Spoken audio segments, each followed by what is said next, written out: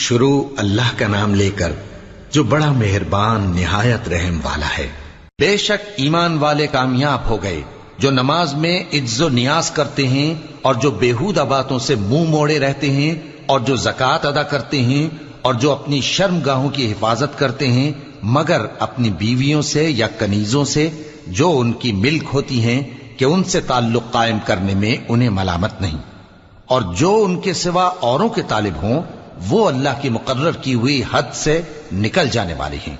اور جو امانتوں اور اقراروں کو ملحوظ رکھتے ہیں اور جو نمازوں کی پابندی کرتے ہیں یہی لوگ میراث حاصل کرنے والے ہیں، یعنی جنت الفردوس کے وارث بنیں گے، وہ اس میں ہمیشہ رہیں گے۔ اور ہم نے انسان کو مٹی کے خلاصے سے پیدا کیا ہے، پھر اس کو ایک مضبوط اور محفوظ جگہ میں نطفہ بنا کر رکھا، پھر ہم نے نطفے کا لوتھڑا بنایا، پھر لوتھڑے کی بوٹی بنائی، پھر بوٹی